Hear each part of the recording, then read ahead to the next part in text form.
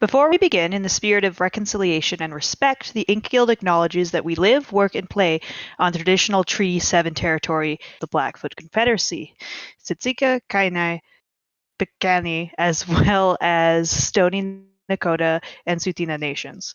This territory is also home to the Métis Nation of Alberta Region 3 within the historical Northwest Métis homeland. Finally, we acknowledge all Indigenous and non-Indigenous to honor and celebrate this territory alongside us. Shall we begin? I don't think we have anything funny for the pre-recording, I'll be honest. Well, maybe we're just not funny. That's it. That's our pre-recording. Done. The least funny episode the InkGuild has ever produced because we are very serious people who really like to critically analyze our literature. Let's go. I'm sorry, I got really heated there for a little bit. Are you done? Fuck did her powers go? I thought she got it from the eels. Very velvet wrapped steel of them. Speaking of the CW, oh no. Fuck everything that they've done. Did none of my little Lee traps catch you on the way in? Shit. No, you didn't have good enough tea and or comic books. Please. Julie. What the fuck? Combustion bender. Oh my god. Why Yandere Simulator? Why is that the comparison you made? So the sequel trilogy, they don't exist. Let's move on to the Clone Wars, shall we? Hey, hold on. I just want to say, I'm not into legends. We do have to talk about them. Wait. Oh yeah, let's go. Serious group right here. No shenanigans.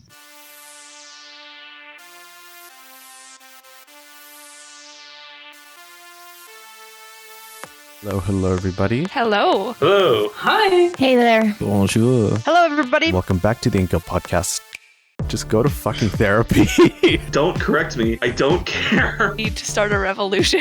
I'm going to fucking explode if I don't say this by now. I brought you to this podcast. I can take you out. I'm going to summon up his spirit to fix all of this up for me. You didn't have good enough tea and or comic books, so. And you know what? I'm gonna say it. All of them are fucking idiots. Everyone is taking cocaine. Just say your morning routine. Big robot. Oh, I didn't die and make Victor break out his Hoover vacuum for you to call her the girl into her dad. Finally, his swordfish was free. Oh, I forgot what I was. You get distracted by Gabe.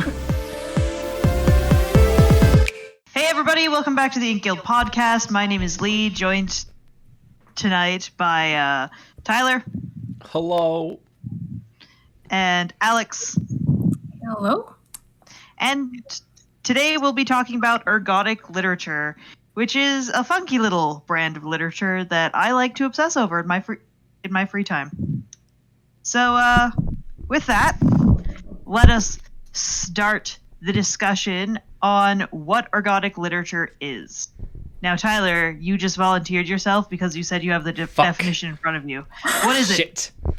Fuck. Okay, hold on. Let me scroll I know you're over used to being like the last person to talk, so I thought I'd throw you for a loop today.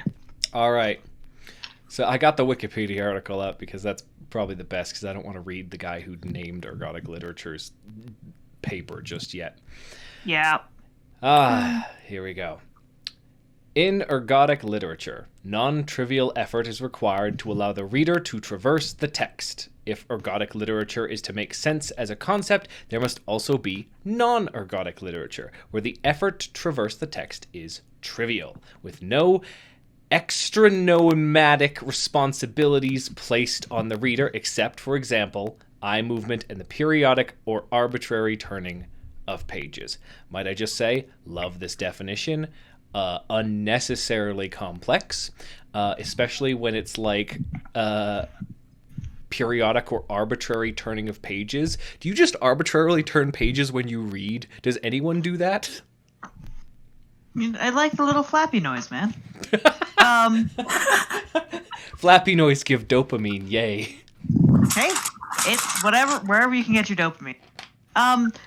Extra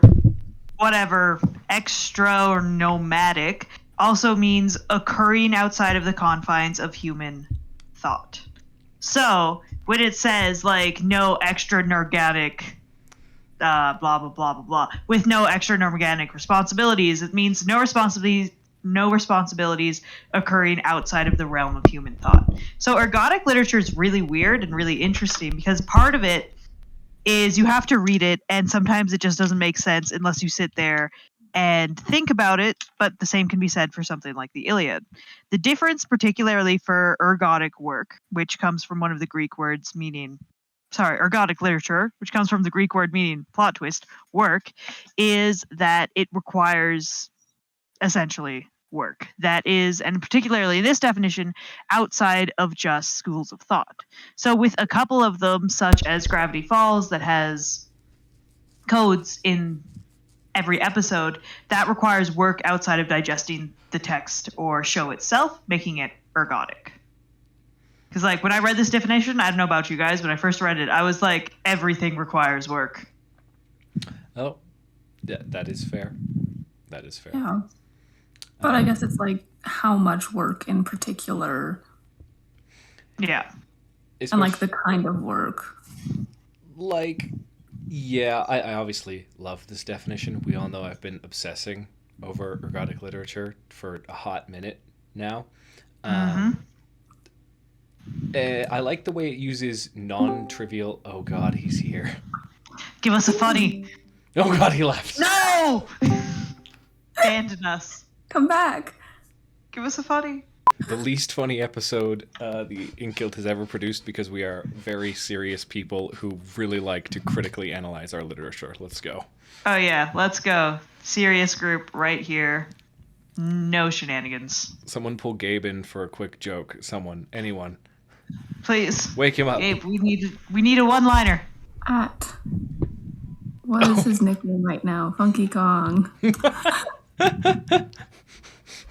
I'm joking. No, do it straight up. It'll be so funny. Funky Kong, we need a one-liner. Go. Quick, hop in the InkGuild chat, say something funny, and then leave. Okay, focusing.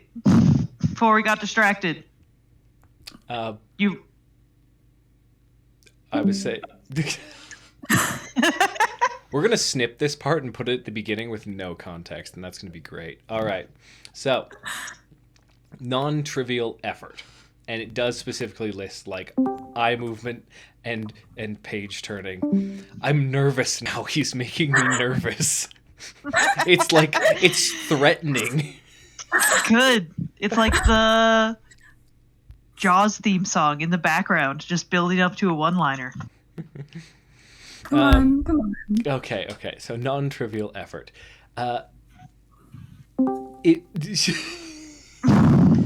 Yes. Can we help? We cannot. Okay. It's all depending on what your personal definition of non-trivial effort is. Because if we really want to get semantic with it, things like reading in Braille, right? Yeah. Or trying to read in a language that is not your native tongue could be non-trivial effort. Yep. Would that make the text ergodic? Or is ergodic obviously more with the intention of creating a text that is, work?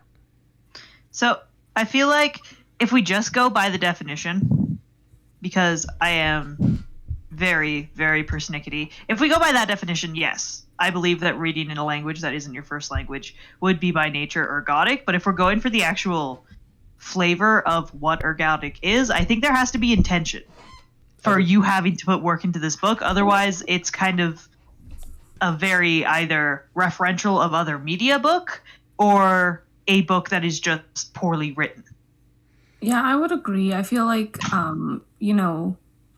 that would also make like things for things would become ergodic for different people, which is probably true anyway. But it's like, if someone is reading a book in English and English is their native language and it's like trivial, then that's one thing. But if someone else is reading a book in English and English is not a language that they speak or not their native language, is it now ergodic just because of the experience of the person reading it? Yeah, right. That's why I think intent is probably pretty important, right? You have to set out to write something that is going to take extra work. Because I could try and read with one eye in a different language, and I could make every book I read and every text message from my friends ergodic, but I think that's kind of defeating the purpose. To be fair, I am the queen of sending ergodic text messages. You're actually correct. I have to decode your messages, Lee, and I've gotten really good at it. You have. I'm needing to, like, jumble it around more. But once again, I don't think it would count as the vibe of ergodic because it is not intentional. Yeah. If I was going to send you a text message and be like, ha ha ha, I'm going to use a cipher code and get some good old ergodic text message going, like, I feel like that would count. So I think you're right. Like, intent does count for a lot, because if you're ergodic without intent, that just feels like a lot of incompetence.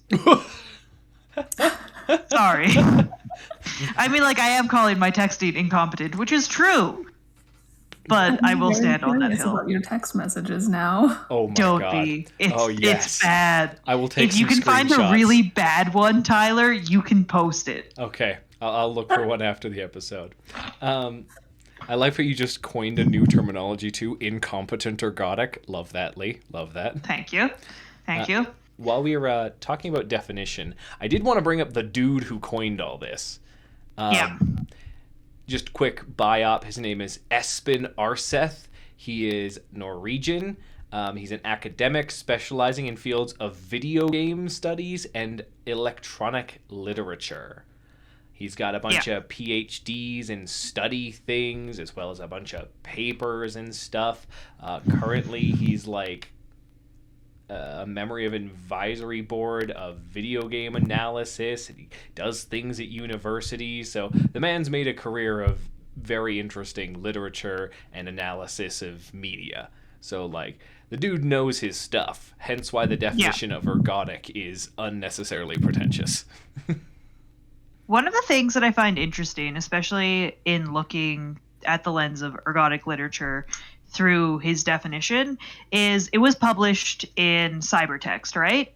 Which was specifically looking at how a lot of internet, like, articles and a lot of internet engagement is by definition ergodic, right? Because, like, I feel like for when we're on the internet, we're used to ergodic literature happening. We're used to having to figure out what is happening when we go into these little small communities or we're clicking through someone's feed, which I think is, like, it's not an ergodic literature that I think of, but it's definitely, I feel like it has the vibes of it, especially if you're going down, like, a really intense Reddit hole or a really intense, like, YouTube hole where they reference someone else. I feel like that by nature is ergodic as well. So online ergodic, I feel, happens a lot more than we get big credit for. Very interesting. See, I would have to argue against, actually, because is it intentional? See, I feel like in some posts it's totally intentional. Especially, like, in certain fandoms or whatever online where they use, like, certain key phrases to reference, like, one specific event that if you're an out member you don't know about. TJLC. And I'm not... Pardon? TJLC. Do either of you know what that means? No. There you go. But now I am very intrigued. Right? Because if I was trying to read something and it was like TJLC, and I bet if I Google it right now, let's see. I'm sorry. I don't know what comes up when you Google it. Yes, I love it. Okay, the John Locke conspiracy? Is that it? Yep. Victory!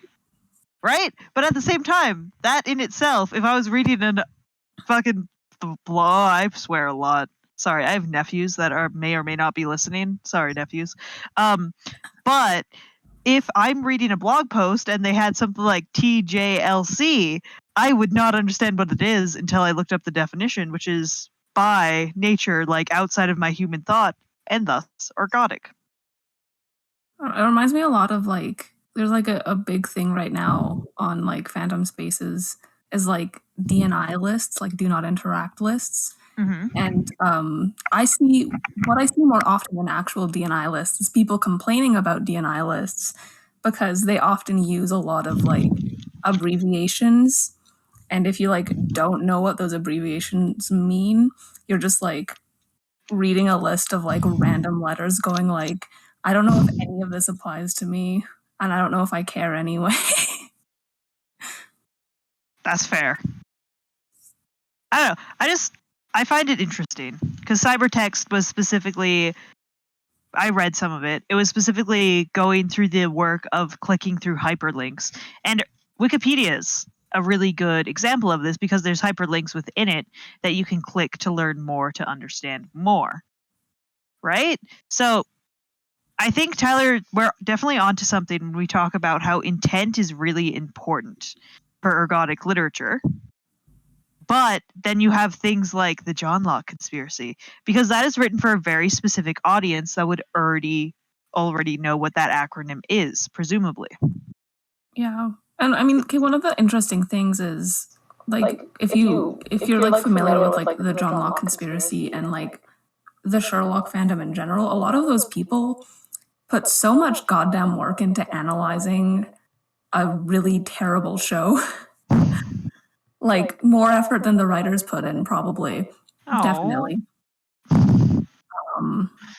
It's just very interesting to think about, like, even in situations where it's not like the expectation, like, you know, in something like House of Leaves, you're kind of expected to like have to put in all this work in order to understand what's going on.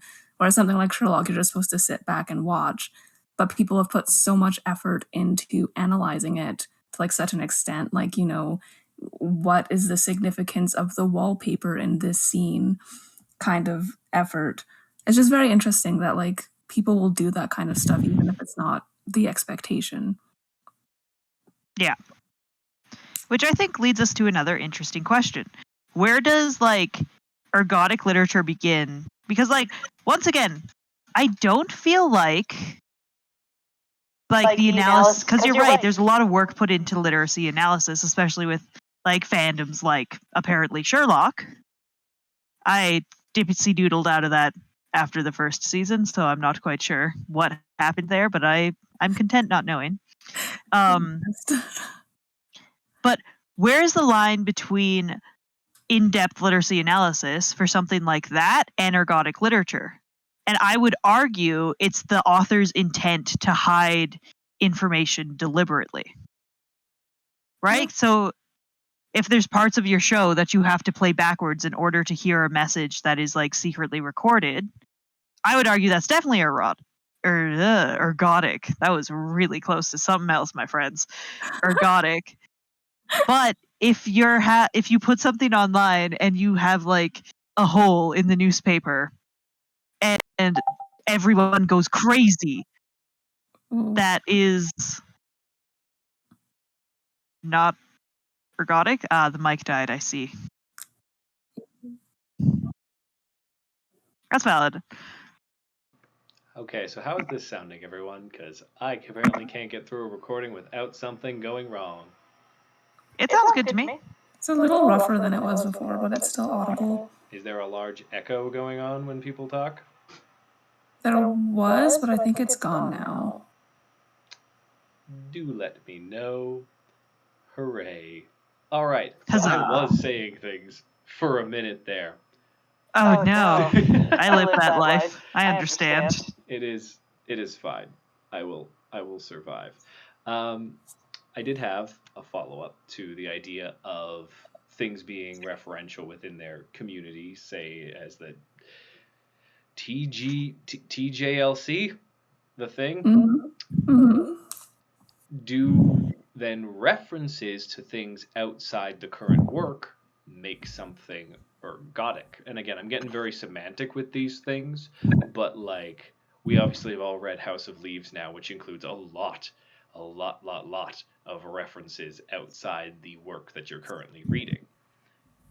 So like, is it a feature? Is it a must-have? Does it inherently make something ergodic to reference things outside the current work? I think, like, once again, I think it largely depends on if the work you're referencing is well known. Because if I'm writing a short story and I put like sympathy for the devil as a title, I expect people to know that that's a song presumably, hopefully, it's a great song. But if I'm going to reference something like, I don't know, I'm trying to scramble for a little known piece of media right here. The Caine Mutiny. Okay. Right? I wouldn't expect anyone to just sit down and be like, oh yes, the Caine Mutiny happened in World War II and blah, blah, blah, blah, blah. Right? Yeah, I wouldn't know that at all. No, drawn a blank there. Yep. It's an okay book. Wouldn't really recommend it. Fair enough. But yeah, no, that's interesting because like references and like allusions to other work is like very, very common across like everything for like all time. You know, how many people will drop like a Shakespeare reference or a biblical reference or a Greek mythology reference and whatever they're writing, because you know those things are like well known enough that most people are going to pick up on those and not even like have to think about it. But yeah, I think if it's a reference to something a little less known, that does change it in some way. And then does the reference add flavor, or is it like something you have to figure out for the plot? I think also adds to it, right? Because there's lots of references people have just for flavor or as like a wink to the audience, but it's not like you have to understand this specific plot point necessarily to like you have to understand this story to understand what's happening here. Right? Yeah. Which I will argue the House of Leaves does a lot of. You have to understand this one shenanigans I dropped in order to understand the significance. Yeah, because I'm thinking like Romeo and Juliet is something that a lot of stories will like reference as kind of a way to be like, this is what's happening. But like it's not like you need to understand Romeo and Juliet to like understand the story. It's just like there to be like, if you know what that is, you'll kind of like pick up on the things like as a way of like foreshadowing almost. Yeah. Which, yeah, I don't know what I'm trying to say about that, but that's something a lot of stories will do, which I don't think is necessarily, I mean, that's just like, you know, allusions and stuff.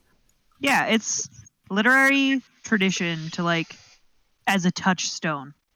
This is where I'm going. This is the metaphor I'm using. Essentially, right? But yeah, I mean, I think if you're going to have like reference something kind of obscure and then have that knowledge be extremely important to understanding the rest of the story, that definitely requires like a lot of work to be put in to understand that thing. So, and then in that case, it would probably lean more towards ergodic. What are your feelings, Tyler, the person who brought up this question? Tyler ran If your to mic get a is third working. different microphone. How does this one sound? It's a bit cottony, but it's not as bad as I've been in the past. Okay, Yeah. I'm just trying to kill the echo now. So I'm wearing a headset while playing from my computer speakers and speaking into the headset microphone. So this is just great, guys. I love jerry-rigging things, putting brain as a go. Again, I think it comes down to intent with references. So like following story beats per se, obviously I think we all can agree is not ergodic. Making a deliberate effort to mimic a story so that people who know the original work that you're trying to not necessarily copy off of, but draw inspiration and pull from is kind of a little bit, because you're relying on your reader to have that extra noematic knowledge, right? Mm-hmm. Though obviously not to the extent of TJLC per se, because that requires a very specific bit of knowledge. Which, Yeah. by definition, yeah. Cybertext, ergodism. I don't know if we're allowed to make ergodic into its own ism, but hey. You just did. It's happened now. May as well run with it. So, Mind you, I don't think references are needed to be ergodic. I don't think it hurts, but yeah. But, I'm trying to think of anything that could be ergodic without referencing, but that's kind of hard. Gravity Falls. the first, sorry, not the first season, but like the first half of the second season of Gravity Falls, I would argue is a ergodic piece of work. And it does have references, but those are not necessarily references that are plot important. I think you're right. I think being an ergodic work, you do not need references. It's just, all of us just read House of Leaves. And I feel like that is affecting what we think of ergodic work as well. Probably, yeah. Yeah. Right? Because like having extra work in your novel or video game or whatever form of media that you're producing is what makes it ergodic. If your extra work is like, sorry, just a second, words are hard. If your extra work is decoding, that's ergodic. If your extra work is like putting together a puzzle, that's decoding. Sorry, decoding is a teaching literacy like word. Sorry. That is ergodic. However, like, it's not, everything that is referential is not ergodic, and you don't need to be like referencing other texts to be ergodic is what I'm trying to say. I'm sorry, I'm a wreck verbally today, friends. Like, let's go. It's fun. I'm apparently a wreck at recording, so like this is gonna be it's gonna be ergodic. Well, we're gonna say it's on purpose. This recording is ergodic to try and understand it.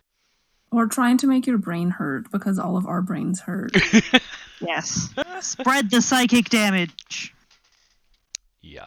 This podcast deals psychic damage. We got to have that warning right at the front. But you had mentioned Gravity Falls. Alex, have you ever watched Gravity Falls? I have not. Gravity Falls became popular right around the time that I was getting really sick of popular children's media, so I never watched it. Valid. Fair. I only watched it because I needed to find something to put on during gym. So not gym. Sorry, I can't speak. Recess.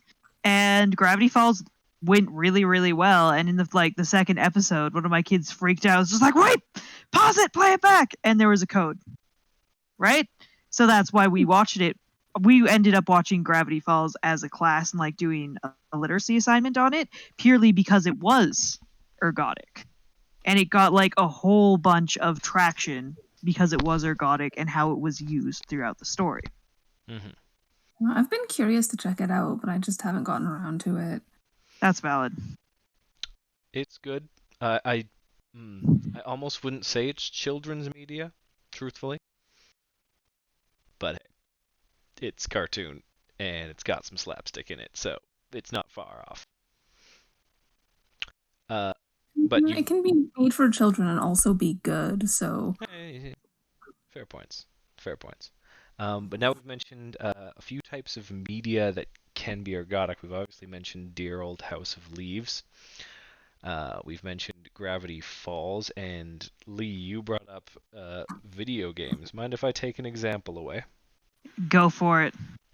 So, in doing the tiny bit of research that I did in my nerdy Wikipedia article searching, I found it very interesting that the author of the term ergodic literature is interested in video games and all that sort of stuff, because I have found my most interactions with ergodic things in video games themselves. And a big portion, I'm going to throw a term out here quickly. What's come about recently is a lot of what are known as ARGs. And ARG stands for Altered Reality Game. Something like Pokemon Go is an altered reality game because it alters the reality that you exist in and plays a game. There are other ones of these that are less well known, because I wouldn't necessarily call Pokemon Go an ergodic game.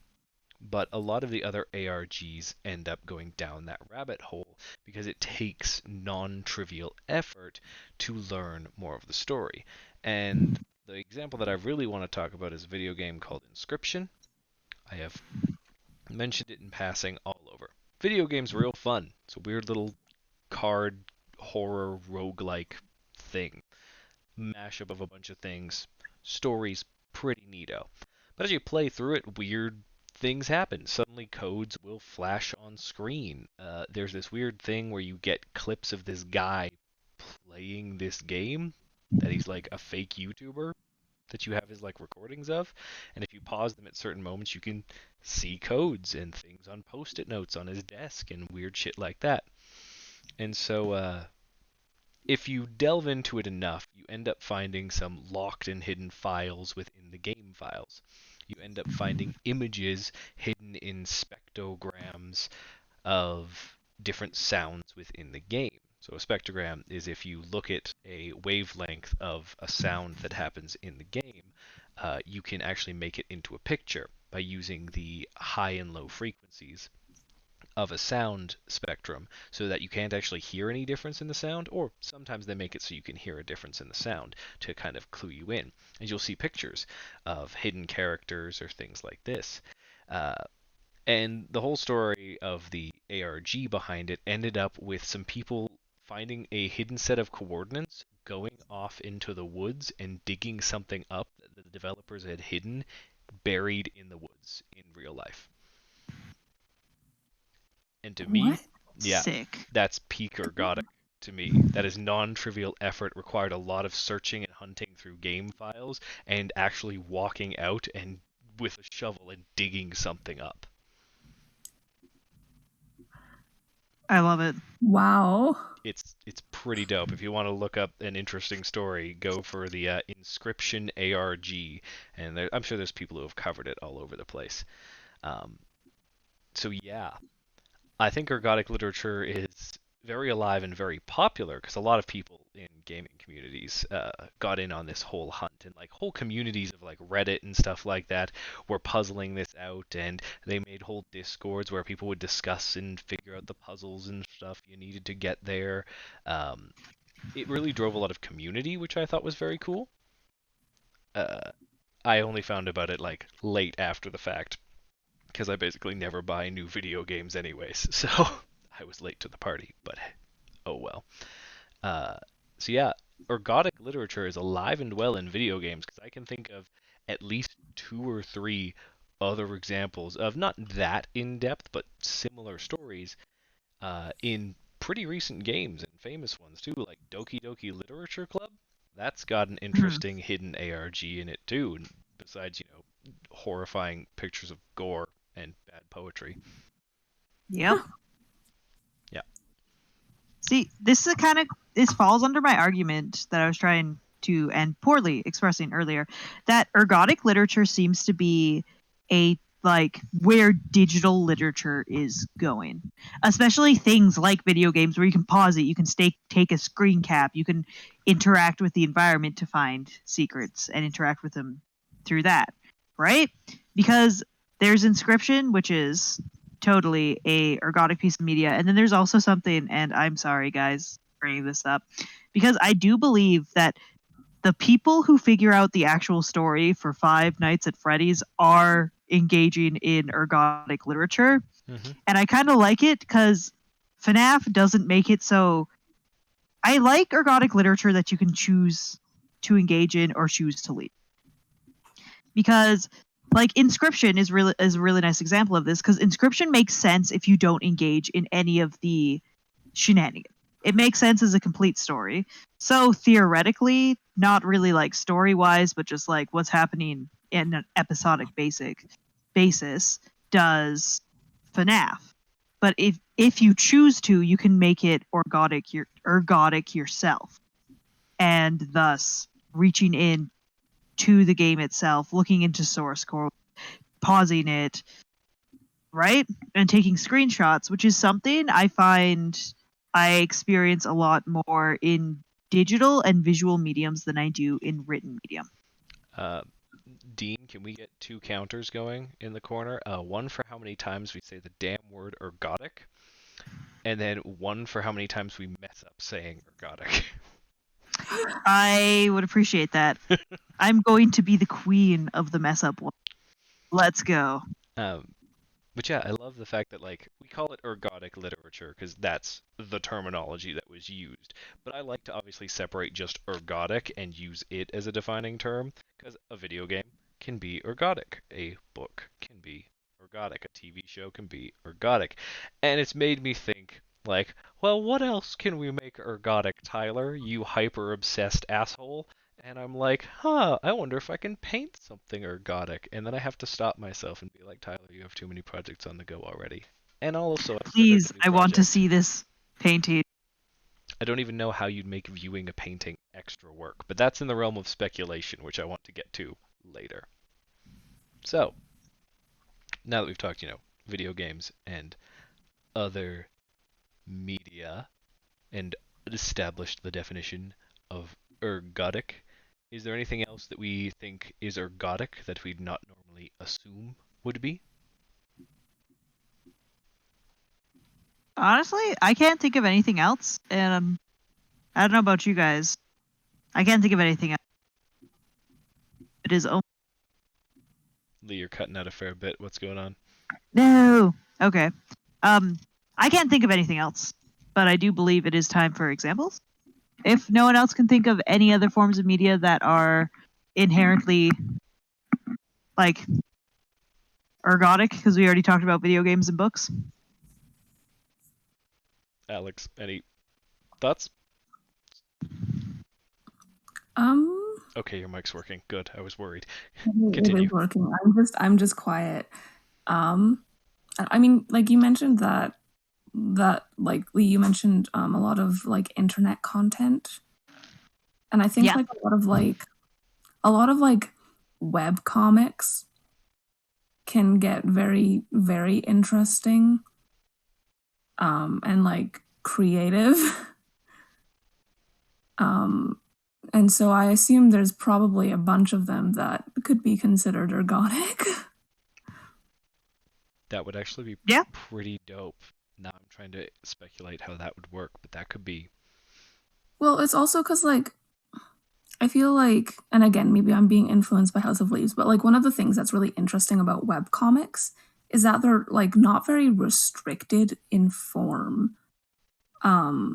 Like, there's a lot of webcomics that will throw in, like, little, like, games you can play, or there'll be, like, videos or, like, looping GIFs. They'll throw on, like, music. There can be, like, text box. They can add, like, links. Like, there's so much stuff you can do with webcomics besides just, like, a picture and some words that I feel like it'd be really easy to do something of that nature with them, you know?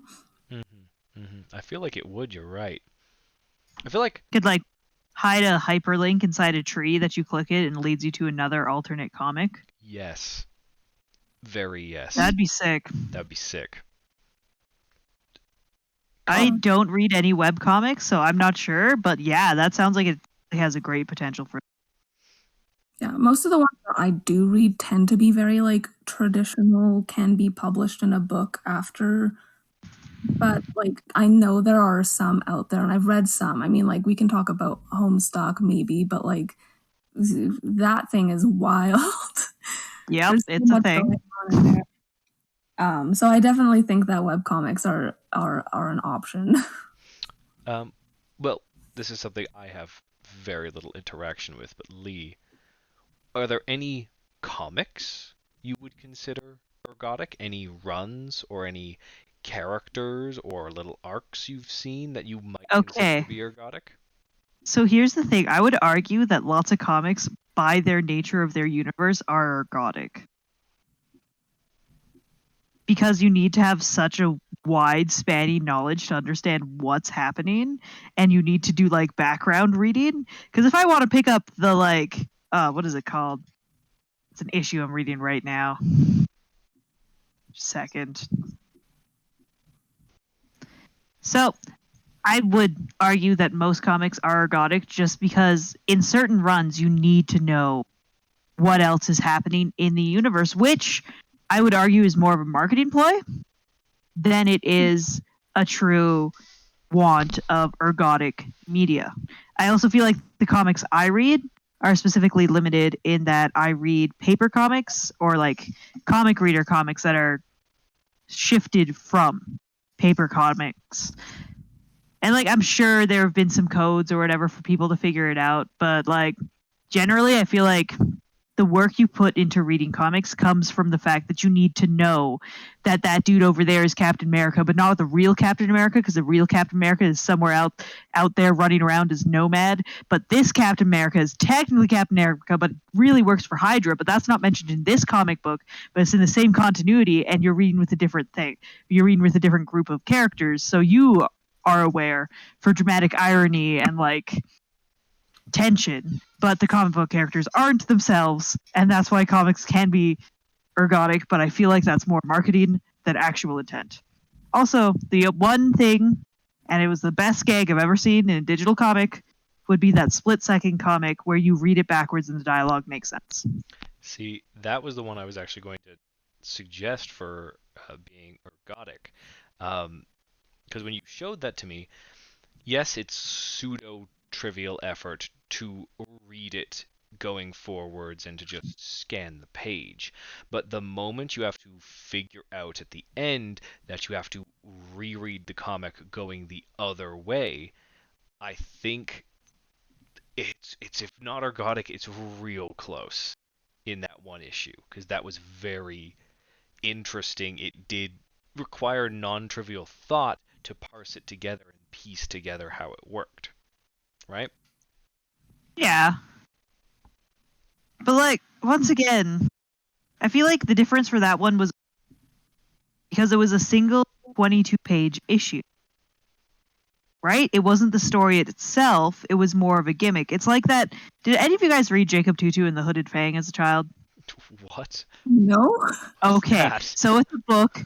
I read it. It's great. And there's one chapter in that book that is completely written backwards.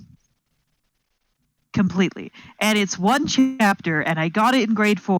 Everyone else who was reading the book got to leave the classroom while everyone was reading so they could read that chapter using the bathroom mirror, right? So I don't believe things like that are necessarily ergodic in and of, like, by definition, I suppose they would have to be, but because they are a single piece of a larger text, that doesn't really affect too many things. Like, yes, by definition, they are ergodic. By vibe, they are not.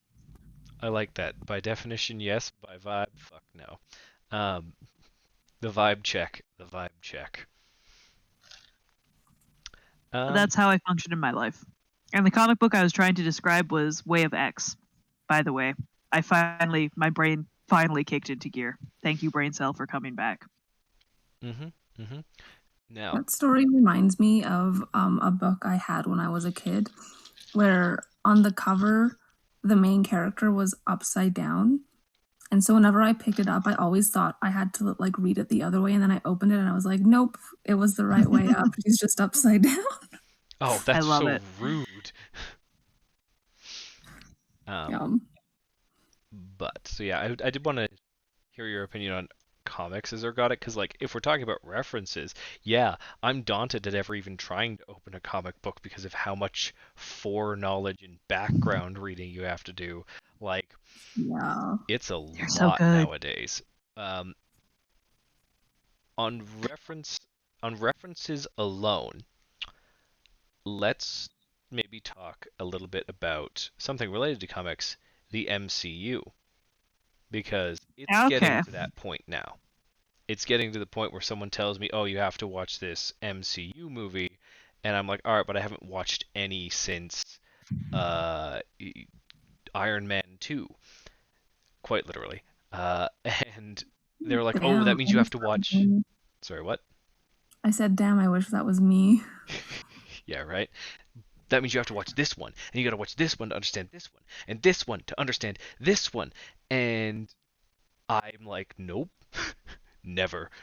Never in a million years. You cannot strap me to a chair and force me to watch any of the MCU cape shit. Cannot do it personally. But again, we get to that point of, is it got the vibe? Because I don't think so. By semantic definition, sure, referential humor and storytelling is important, but also, like you were just saying, it's more for marketing.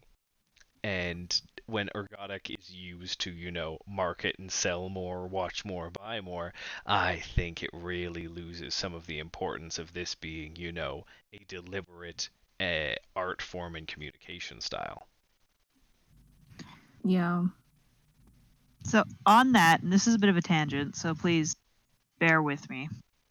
But I think ergodic literature is kind of the way that things are shifting towards. Because, you're right, the MCU is by definition and self-referential space becoming kind of ergodic in a way.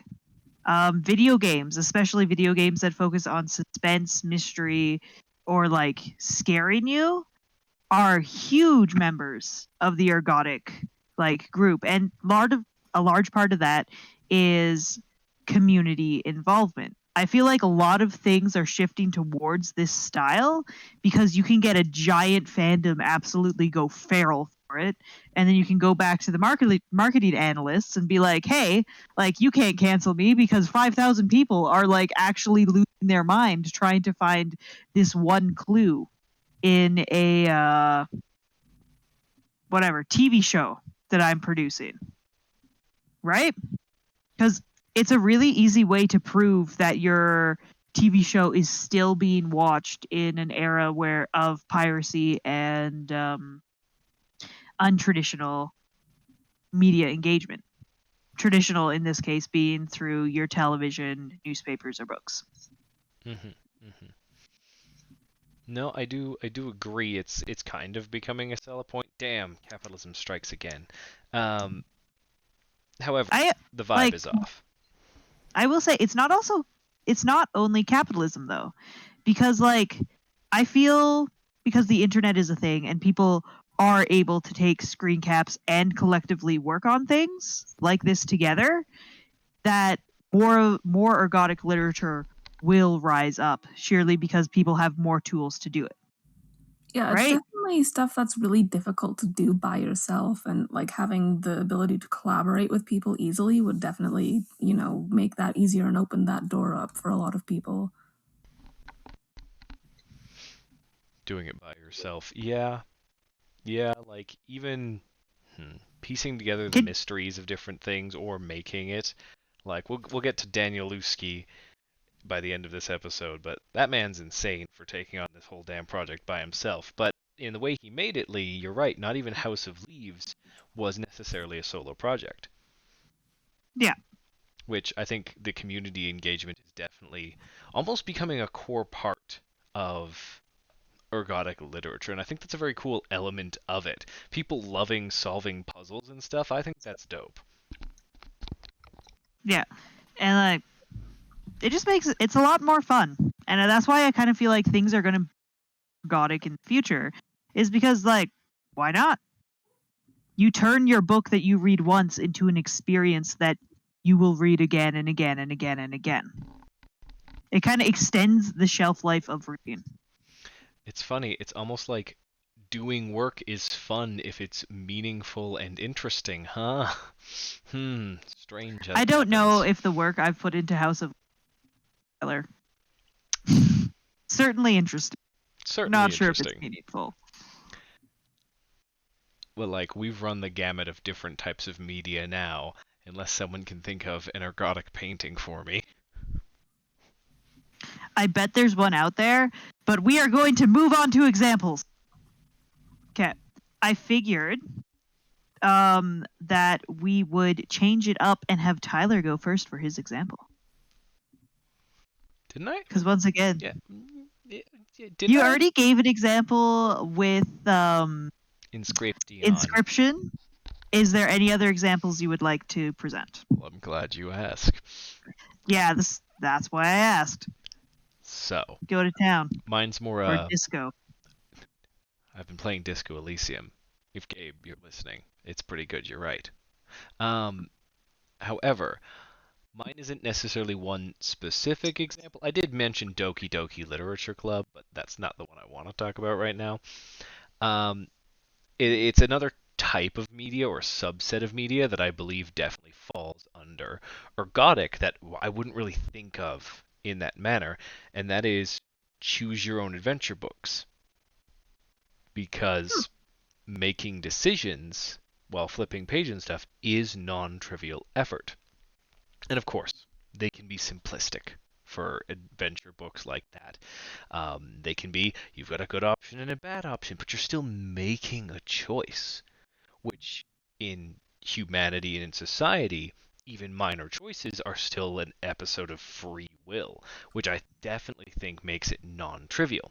And I've engaged with some choose your own adventure novels that are very complex in their systems and how they work, almost getting to a level of like D&D, with dice rolling and statistics being on a character sheet that you keep outside the book itself. And I think that is definitely ergodic literature with intent too, because you've made a game out of a book, and I think that's super cool. So, question for you then: would you consider in I can't speak. I apologize. Yes, I would. Okay. Yes. In Space with Markiplier, which is a choose your own adventure YouTube series. Because I was going to talk about that one as well, because like there's a whole bunch of people on Reddit right now, or a couple of weeks ago, I suppose I haven't checked Reddit in a long time, who are losing their mind about like the implications of certain things and certain paths. Mm-hmm. So yeah, once again, that community involvement. Yep. I don't necessarily know about... Oh, sorry.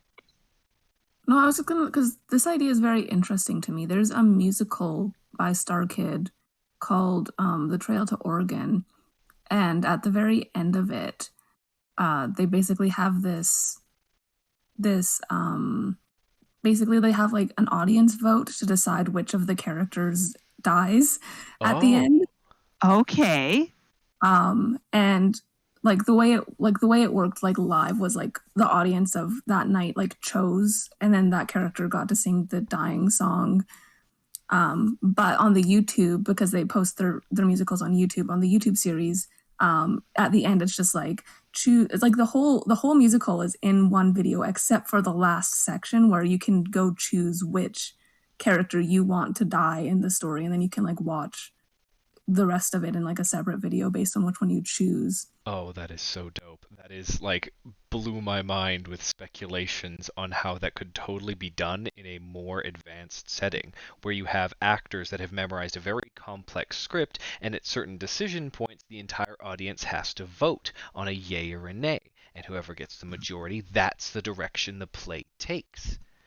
And can have branching decisions. Really, that would be super cool. But yes, the example itself was choose your own adventures in any media, I think, is ergodic. Oh, that's very interesting. Also reminds me, kind of related to like that idea, I remember when I was in my Shakespeare class a few years ago at university, we had like a list of like Shakespeare performances that were coming up in and around Calgary, and one of them was A Midsummer Night's Dream, where all of the actors like memorized all of the different parts, and then I like drew names out of a hat to decide who would play which part each night or something like that. I just think that's also very fun. That is very cool. Like, I love theater. I don't watch it enough, but there are so many interesting things you can do about it. But because theater is traditional old media, doesn't get the stage light it deserves anymore with TV and movies and stuff, I find that very sad, because I'm sure, like, there's no way we just came up with an ergodic choose your own adventure play. I'm sure someone's done it. It probably... I'm like, I want to find one now. That sounds fascinating. I would go to that so many times, because you'd have to go to it multiple times as well to see multiple endings and multiple branching paths. I realize we're getting into marketing, but hey, if you're going to give your money to something, a theater company's a bit better than your other options. Yeah, no, this would be very, very, very neat. All right, guess who's writing a choose your own adventure play now? Sorry, everybody, new project. Huzzah! But yeah, my example is CYOAs. Very fun.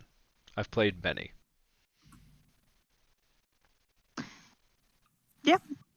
I can definitely see that. Do you have any other delightful examples to share?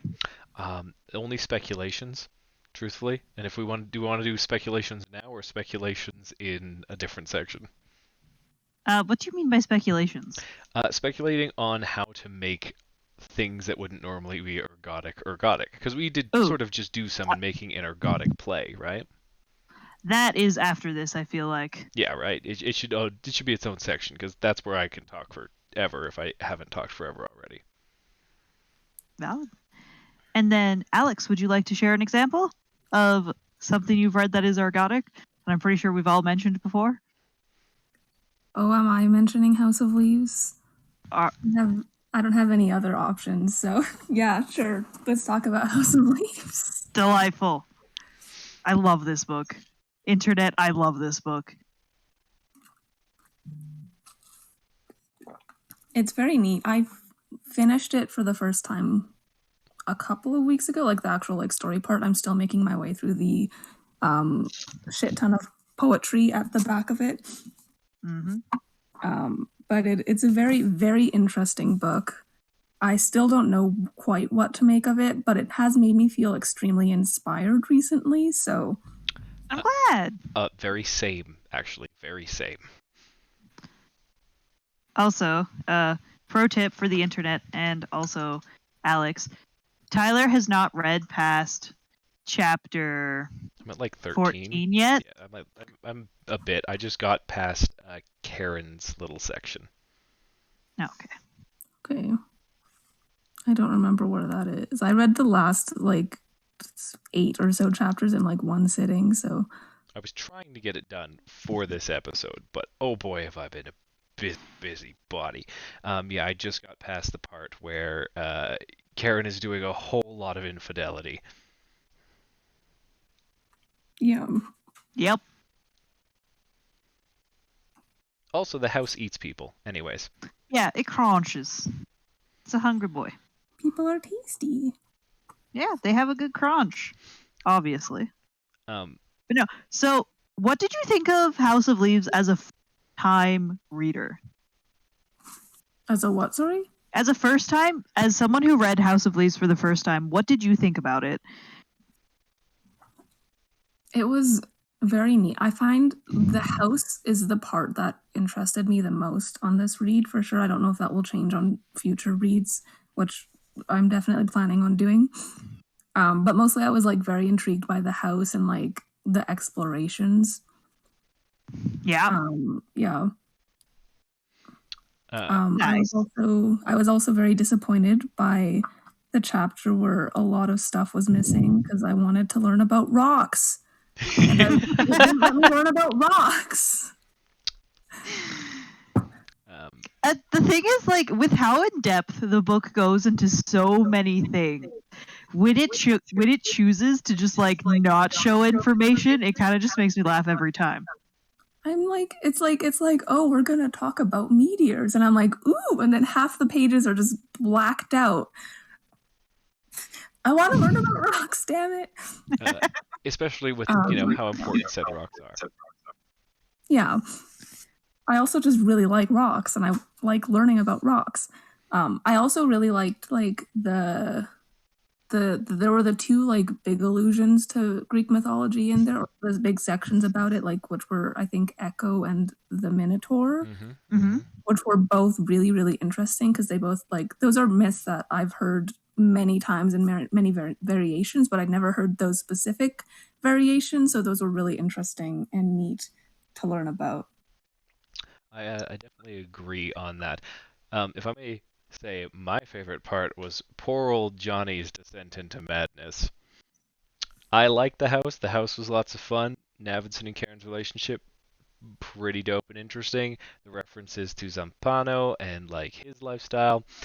But oh boy, Johnny was just real fun for me to read, and I think we all know why Johnny is very fun for me to read. Fair.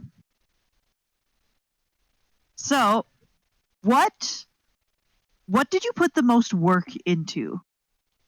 What was the most ergodic piece of this book for you? Because one of the things I do like about House of Leaves is theoretically you could go through and just read the Nevinson record, and then you could just read Johnny's delightful descent into madness. Right? And they both make sense as complete. No, Johnny's does not make sense without Zampano's. But you know what I mean. Like, you could figure out the narrative for each of them on their own. But what was the part that you had to put the most work into for this book? Because for me, it was definitely like the footnote chicanery and the Whalestone letters. Which I have not read yet. They are Fair. a delight. They are an That's absolute delight. I Next really on my liked. list. I think I've read everything except for those. Yeah. Sorry, I realized you guys shared your favorite thing. My favorite thing was probably the Whalestone letters. And it's bad. I've never read them before this time reading it through because I could never be bothered. And then Tyler was like, you have to read them. So I did, and they're good shit. Yeah. Sorry. The most ergodic part, the most part I put the work into, I wouldn't call it necessarily work, but like the section, it's the first chapter where things really go absolutely batshit with all the footnotes on the sides of the page and in the center block sections and all that. Which chapters? That's like 9, yeah. Chapter 9, yeah. It's obviously like the most work because I wasn't following any of the academic footnotes. I followed the ones that were like, read this chapter here and this line to this line, and I do that, or read the Whalestone letters, and I did that when the footnotes told me to, but I didn't go any of the academics. But I just found it an ungodly delight reading through the unhinged footnotes that led absolutely nowhere, because it made me feel like I was actually in the house to some extent, following the exploration down. And so that was probably one of my favorite parts. A little less than Johnny, but also definitely the one I put the most work into, because I made sure I read every useless word of some of those footnotes. Oh, I did not. I saw that it was just lists of things, and I just skipped over them. Fair. Or I just mean, fair. solid. That chapter was so painful to read, though. Like, there were like times when I would like see like, oh, go check out this footnote, and I was like, where is it? And I'd like flip through pages trying to find it, and then eventually I couldn't find it, so I'd just move on. Like, Solid. It's so dense. Yep. Well, hey, I some actually- footnotes don't exist, by the way. Some just straight up don't exist, so that's Yeah, always I an option. noticed. Yeah. But no, I think I definitely had like a really hard time reading Johnny's footnotes of like his story. Like especially just like the way that they're written, I'd literally like pull out my bookmark and like use it to like read it, because otherwise everything would just blur together. And like those sections took me the longest to get through, which seems kind of like counterintuitive, because like a lot of the rest of the book is written very academically and densely, and his is just like, casual speech telling stories. But just like the way it was, like, I don't know if it's just like the font that was used, but I just could not read those sections. Those took me forever to get through. Yeah, I know what you mean, like pulling out your bookmark, because suddenly he's waxing poetic and just run-on sentences for days that are all poetic words and descriptions that don't make too much sense. Yeah, a few of those definitely blurred together for me too. Yeah, like it got to the point where I was finding myself rereading the same sentence over and over again, because I kept missing like where it jumped to the next line, and I was just like, what's happening? Dude, are you okay? No, he is not. Most definitely not okay. Also, the sex scenes were just very uncomfortable to read most of the time. I'm just gonna say that. Straight up, when we did the sex, love, and romance scenes, when I was like, your sex scene should not be important to the plot of your book, this book was the book I was thinking of. I was like, yeah, no. Could have gone without those, but alas, there they are. All 750. They're all there. Yeah, all your glory, Johnny.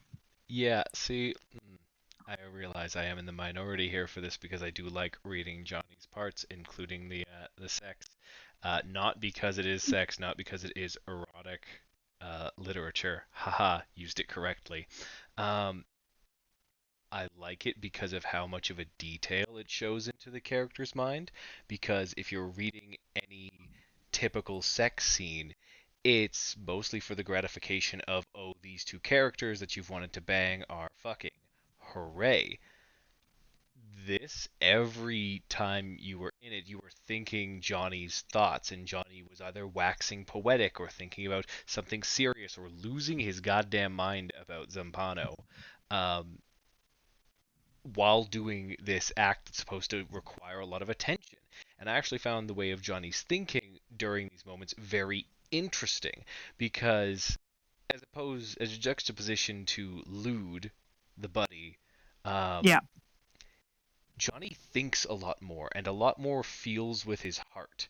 Even if it's just a casual fling where he's doing a bunch of drugs and getting laid, the way he's thinking about it is romantic in an interesting way every time.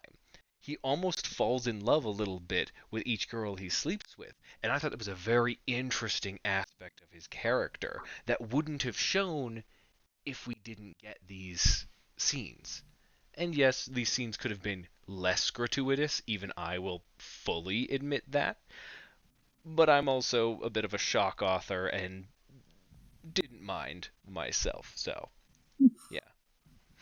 See, that is fair. I just did not enjoy reading most of them.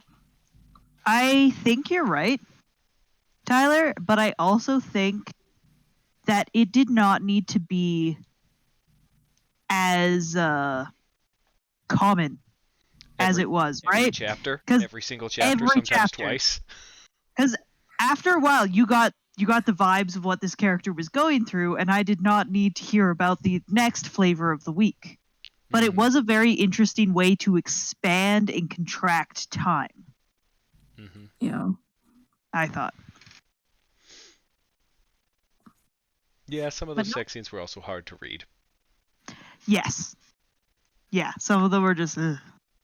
Some of the non-sex scenes in his parts are also really hard to read. Yep. Yeah. Still like Johnny. As a descent into madness and as a character, I think he's very well done for the type of degenerate that he is. I think it was a perfect example of someone in that lifestyle in a lot of ways, and I do not often see that. I do not often see a degenerate hedonist done so well.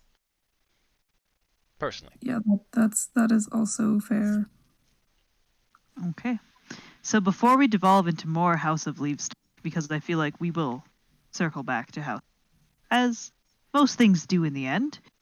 Any other last thoughts or comments that you want to go before I give my stupid little examples?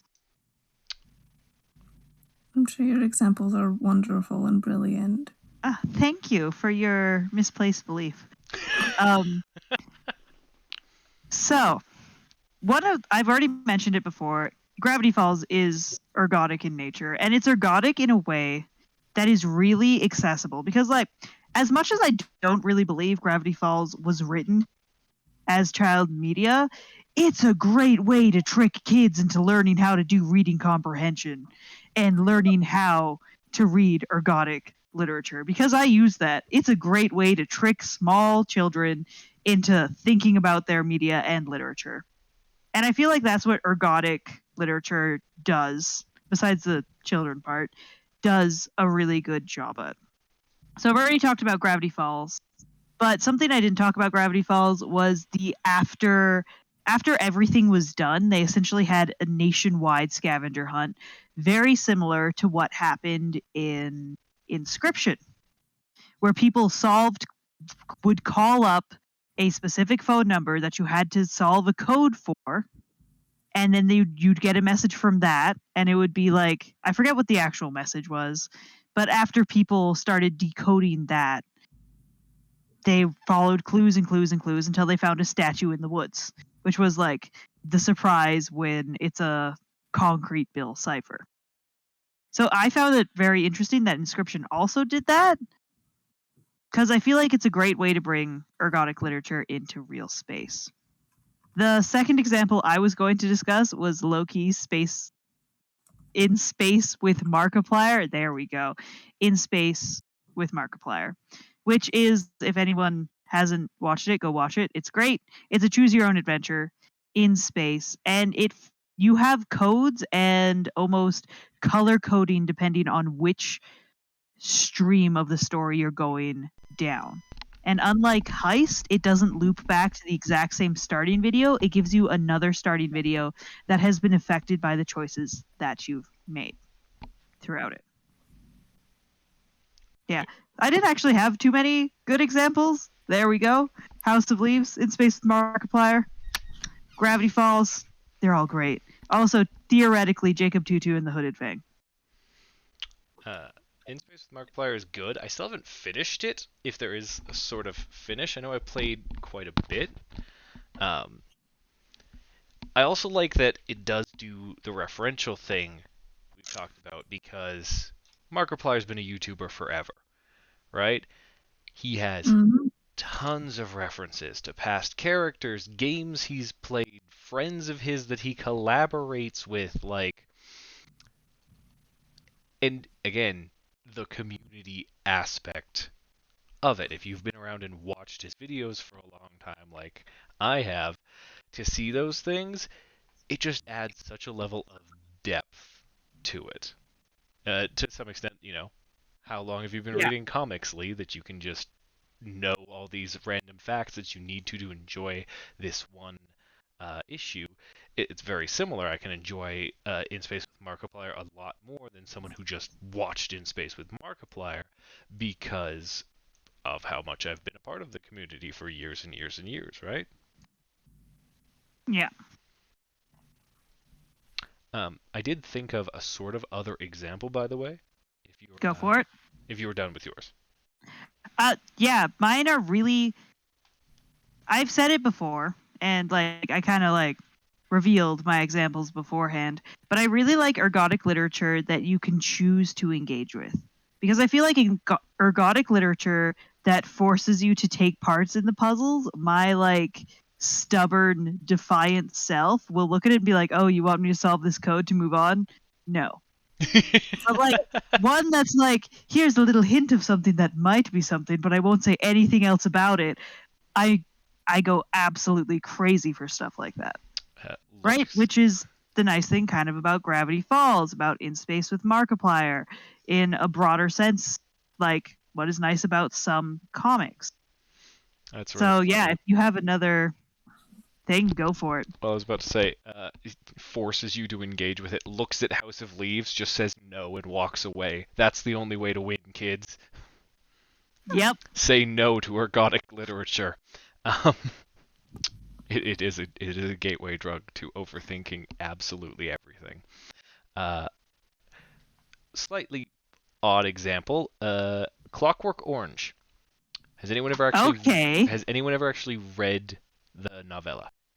Yes. No. Don't. Firstly, say no to Clockwork Orange, everybody. Too late for that. I would classify it, now that I've thought about it, as ergodic, because a large, I think 90% of the book is written in a horrible slang mashup that the author invented himself based on Russian and British slang terminologies and mashed them together to be how the main character, thinks, talks, and interacts with the world. And it is hard to slog through and understand what the fuck is going on. I got an edition that had a little pseudo dictionary in the glossary to help me, and even I was lost sometimes. And it was done with intent. It was done to show cultural shifts and cultural slang and how that evolves. It was also done to lessen the brutality of some of the shit that goes on in this book by hiding it behind slang language, as opposed to just outright saying some of the horrible things that these characters are doing. And I would argue that it is definitely ergodic because it's also got intent to it. See, I literally never thought of Clockwork Orange like that, but you are correct. The process of reading it you need to translate it into like actual English before you can actually comprehend it. I never thought of that though. But by that definition, are the I can't say weirdos. Are the people who went and translated all Elvish from Tolkien's work also engaging in an ergodic work? No, they're just nerds. Fair. The literacy weebs. Yeah. Lord of the Rings is ergodic because it contains the Elvish language and a dictionary in the back. A teeny bit. Like a teeny bit. I mean, because it also had intention to some extent, since Tolkien was a linguist. Oh, definitely intention. Definitely extra non-trivial work. And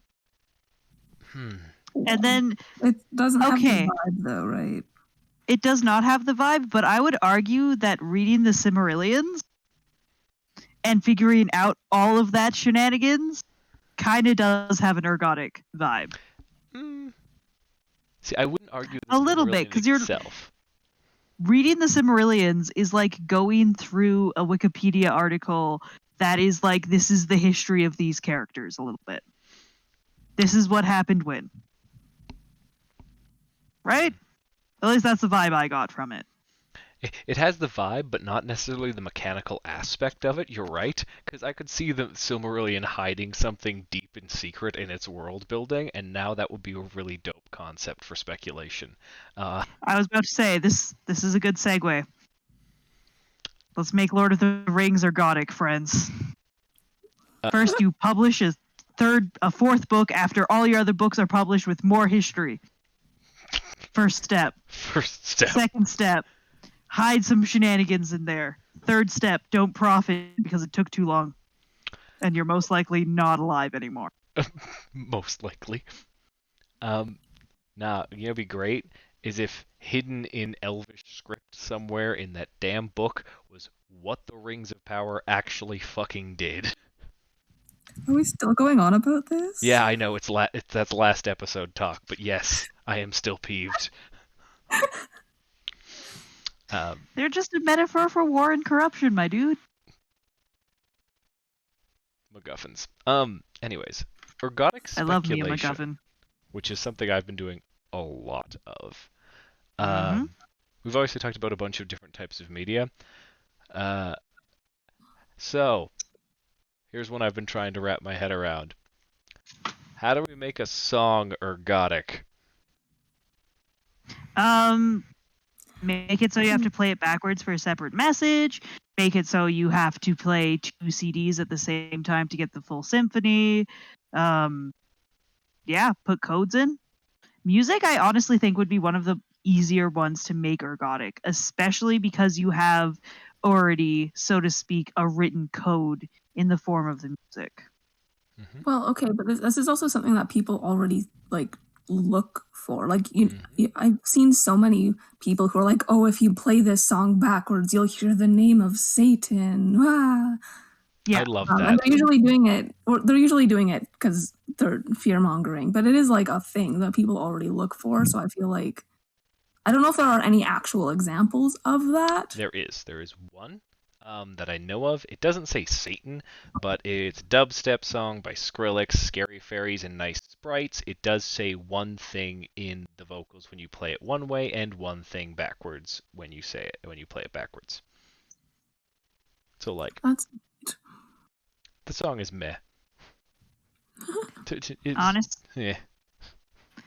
What I think would be really interesting if we're looking at it through this lens, where we want to do music that is ergodic in a function that is not like play it backwards, put these 2 things together, like figure out the pentatonic code and like see what it spells out, would be because most music is downloaded at this point. So if you put something in like the hyperlink and source code that you could ignore, low-key it would be a chill benevolent virus, so to speak, that you could open up the source code of your downloading file and find a link to something else. I think would be a really cool way to do that. And the speculation I've had, because yeah, playing things backwards, dope, love it. would totally make a song like that. But I'd mentioned earlier in the idea of spectrograms, sorry, of sounds being used to make pictures, right? Yeah. And obviously music, it's all sound. You could totally do an album where each spectrogram of each song is actually a picture, and you could make a comic out of the song spectrograms on your album. That could relate to the concept of the album. Something like that could be really cool. Another one, if you somehow manage to manipulate like the basic Windows Media Player spectrograph that you can play music with, Cat. to like make an animation of something or to make a face when this song played. Like, I don't know how you do it. I'm not a coder by any means, and I'm barely a musician at this point. Let's be honest, all my music I make is terrible. But I think something like that would be really cool, especially if you chose something like a Windows Media Player spectrograph, because who uses Windows Media Player and watches the spectrograph anymore? One person would do that and think their damn music track was haunted as shit, and that'd be great. Okay, let's harness the powers of ergodic literature / music to create the maximum amount of fright in one person who will actually bother. I like that. Good philosophy. Very funny. Talking about music is also makes me think of like, not like the music itself generally, but because I never shut up about Vocaloid. There's a lot of songs in there that will be like, that have like connections and like references to other things that I think is really interesting. Like one that comes to mind is a song called Sand Planet or Dune, depending on which translation you're using. And it was released for Miku's 10th anniversary. And within it, there's like a bunch of like references to other songs, like hidden in the lyrics. Like it's not like they won't like straight up put like the song title, but they'll be like, oh, mention building a tower to the sky, and that's a reference to this one specific song. And the music video likewise also has a few like visual references to other songs in like a similar way. And that's, I don't know if we'd consider that like ergodic, but it seems to have kind of some similar flavor. It does. I do agree. And now you've logged core memories for me all of a sudden. Because I've got two of those. I've got two of those right off the top of my head. Mariana's Trench, Masterpiece Theater, is a song that combines a bunch of different elements from other songs in the album to make a whole song. And then another one is, it's less well made in regards to referencing, but in Fall Out Boy's album, it's Folie à Deux, the last song on the track, it's called What a Catch Donnie, because it's Fall Out Boy. And in the bridge, they have playing in the background choruses and famous parts of songs of theirs that got famous and got big. Like Thanks for the Memories, This Ain't a Scene, It's a Goddamn Arms Race, and like some of the really old ones. It's especially poignant. Music Talk with Tyler time. It's especially poignant because that's basically the last song they released before they went on hiatus, is this multi-track song referencing all the things that got, all the songs that got them to where they were. And see, I would totally argue that that is at the very least a small percentage ergodic. It's got intent, it's got references, it's rewarding to people who know the content they're engaging with. Yeah. There's a John Bellion album. I don't know if you know who that is. Not a clue. Nope. I'm trying to figure out what the album is, and I am struggling to find it, which is very frustrating. But he has this one album, and the last song, like it's a full song, but then it has this like, I don't know what you'd call it. I don't know musical terms, like a tag or whatever, where it has like a reference to every single other song on the album, and then they all kind of like build up together into this beautiful like chorus at the end. It's really, really cool. And it makes like listening to the full album in order really, really satisfying, because you start and you kind of like go through all these songs, then you get to the end and it's like this full song, and then it just kind of like builds on everything else you've listened to, and builds up into this beautiful finale.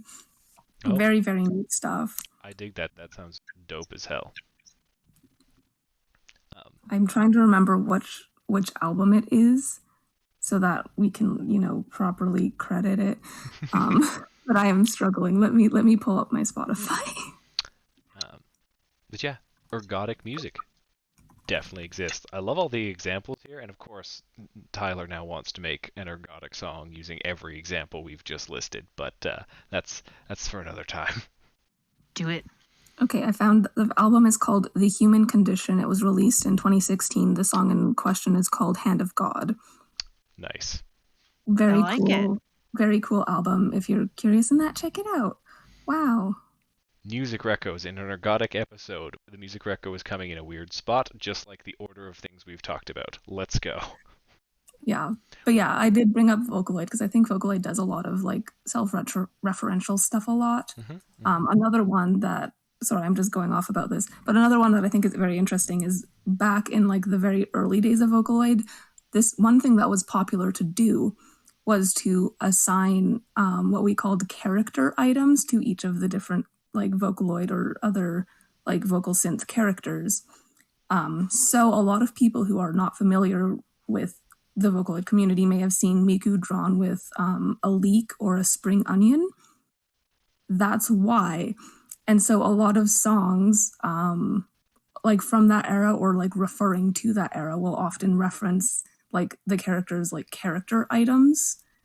And if you don't know what that is, you're just kind of like, why is this song talking about an orange? I don't know.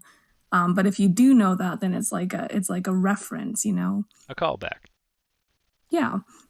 Which I just think is very neat. That happens literally so much. Interesting depth in the Vocaloid community. I dig it. Yeah. I could also go off about the Avilius Chronicles, because like that's almost definitely ergodic in some form, but like we'd be here forever, so I'll just mention it briefly. Sweet. Other speculations about ergodic media? Because I've tried to theorize every type of media into an ergodic sense, so like I'm done to talk about anything about this speculations. I desperately want to do an ergodic, which is where the like hyperlink idea that I brought up earlier comes. I desperately want to do an ergodic. Lee, you're cutting Because out it a could bit. be comic books. Ergodic webcomic, yeah. Hyperlinks. Yeah. I desperately want to do that. And like, because you could use hyperlinks, and especially because comic books are known to have like their multi-universe spanning ones, like you could do a really, really cool one character encapsulated multiple universe story through that medium, I feel.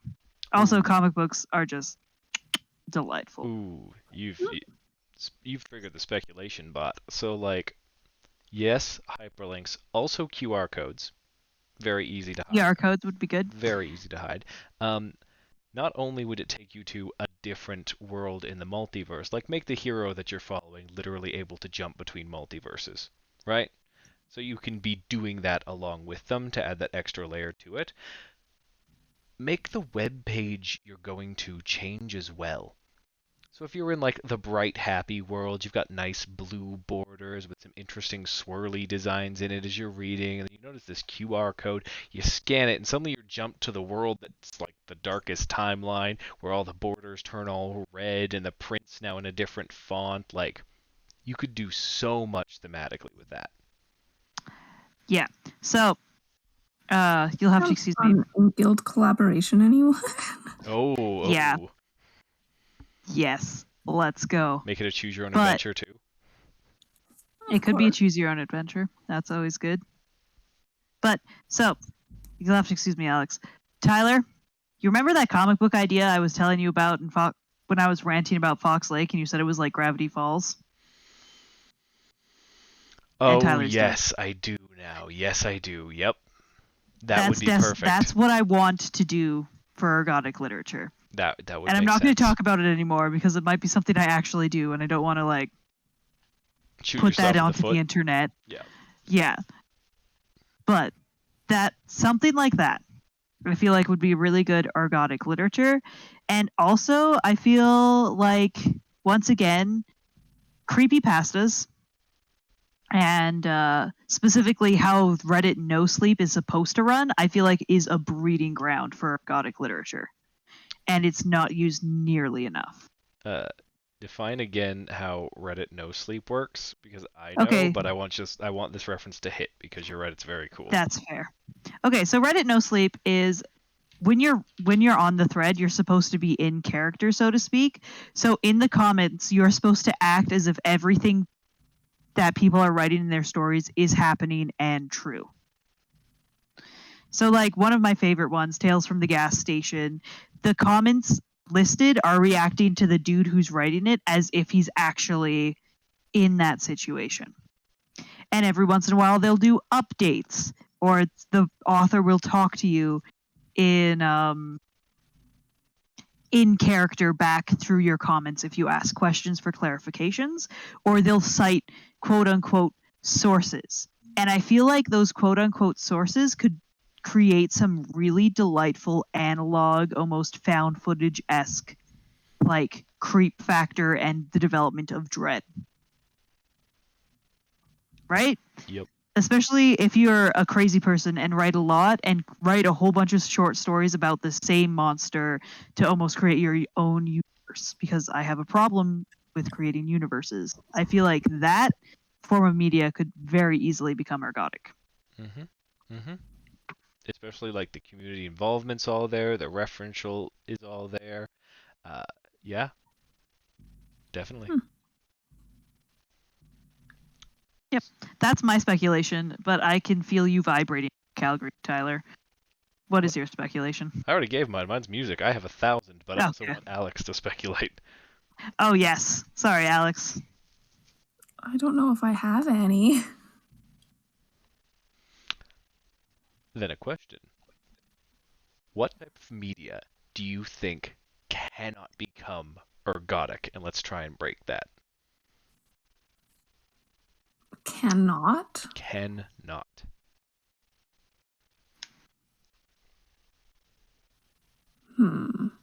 So, music can be ergodic.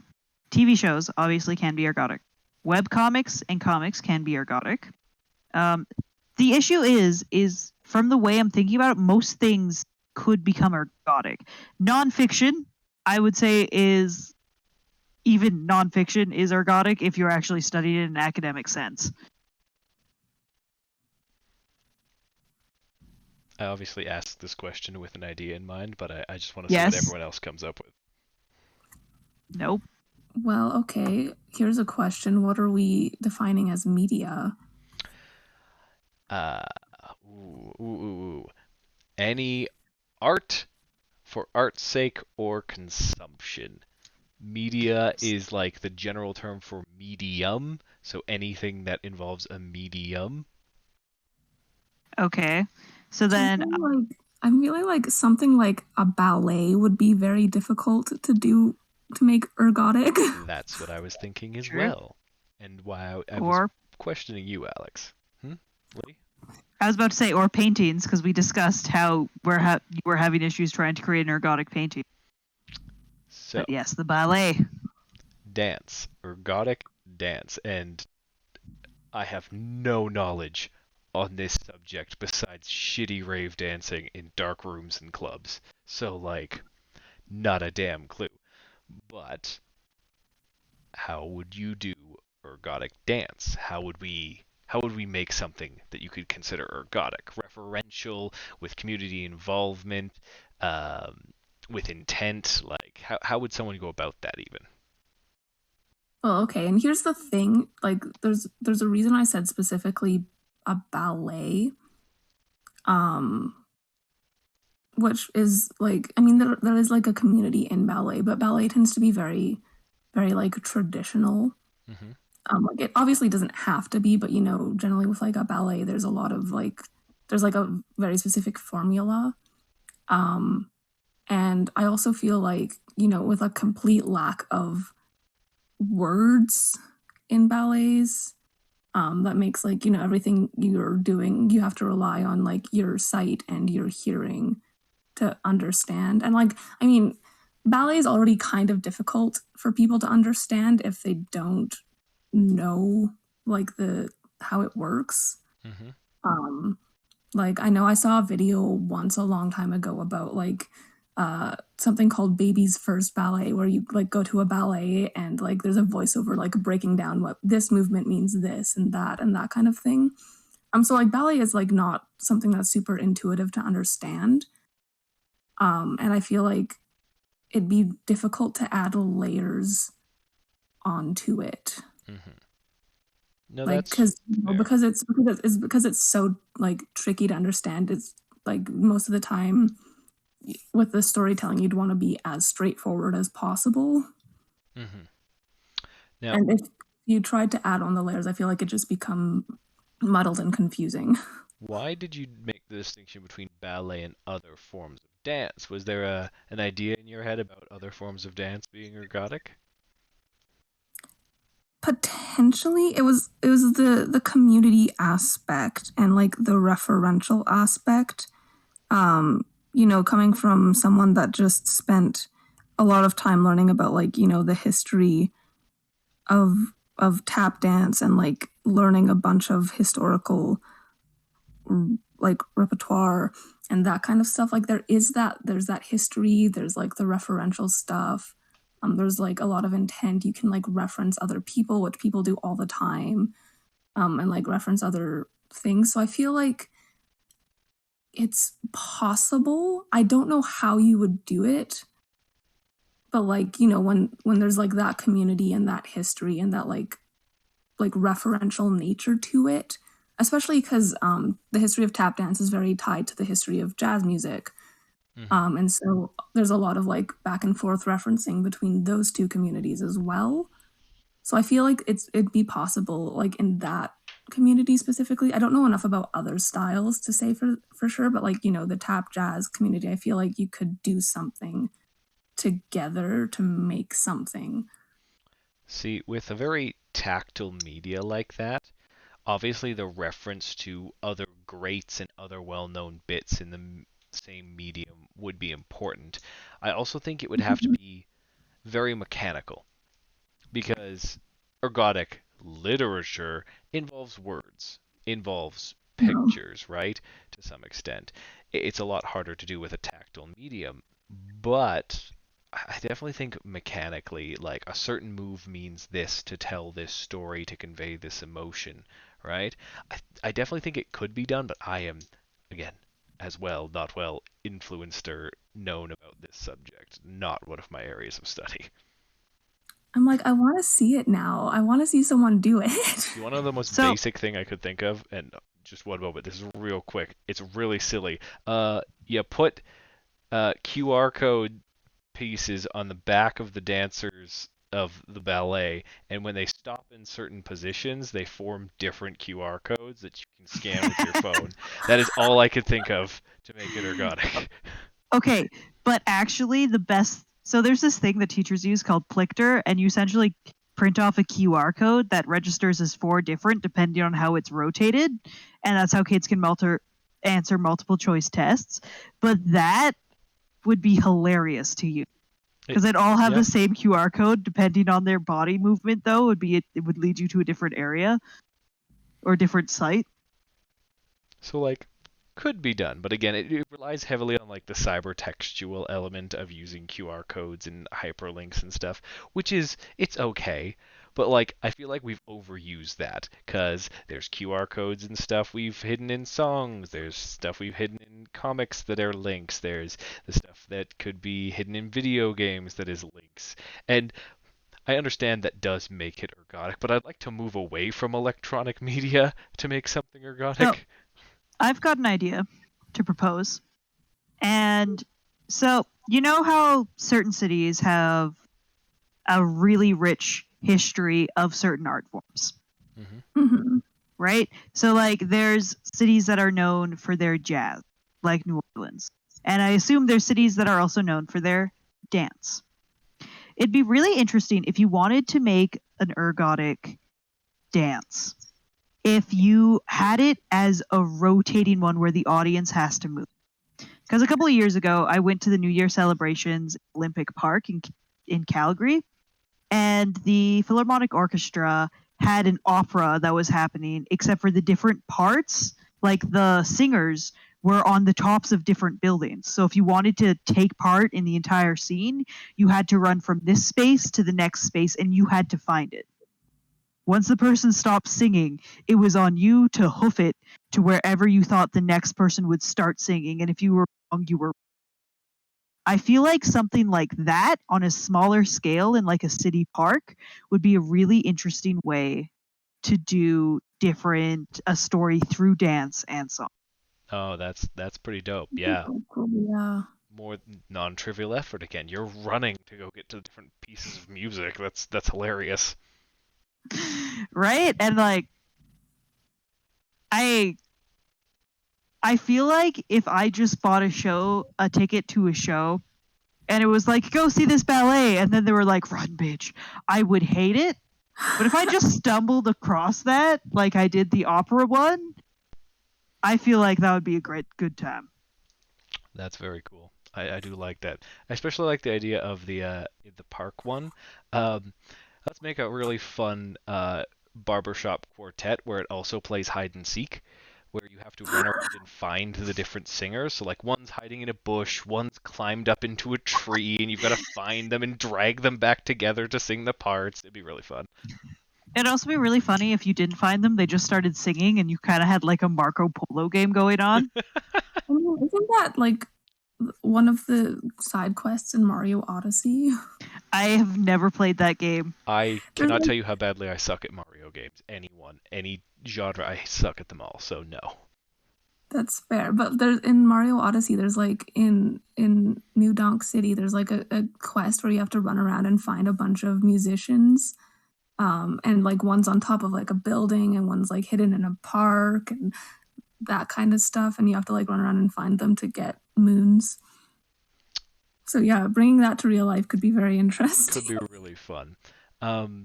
So while we're on the topic, because like, again, we were talking about things you couldn't necessarily make ergodic. One, I've got an absolutely hilarious example that does not need any further analysis. I found a way to go out drinking with your friends ergodically, and it's a pedal pub, because you have to pedal the damn pub while you're drinking. That's, yep. Yep. Those things are ridiculous. I never want to partake in one in my life, but I love watching them. But the sheer amount of drunk nation, like brotherhood, or I can't say the word, but essentially means comrade, whatever. Camaraderie? Thank you. That is the word. That happens in pedal pubs is delightful. I love that for them. I would hate it for myself. So, community and non-trivial effort right there. But anyways, so that was my funny example. I think any media that tells any form of story can, with work, be made ergodic. Haha, with work. I think things that can't be would be competitive things. Sports, I don't think can be made ergodic in any sense. But like, there's fantasy football leagues. But that's not that is work, though. You're sitting there and you're crunching out the stats every single Sunday or whatever to try and figure out if the people who you've decided are on your team are working or not. I see. I don't understand how fantasy football works. Not a goddamn clue. Okay, I will. The only reason I understand how it is because a bunch of people like are fantasy football nerds, and I have no choice but to learn. Fair. But like, essentially what you do is you obsessively watch sports, and in the beginning of the thing, you create like a little roster of the guys you'd want on your fantasy team.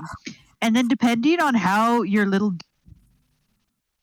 whose name you've written down on your sheet of paper do in the actual games, that's going to affect their stats and what they do. So it essentially is like nerd math for jocks.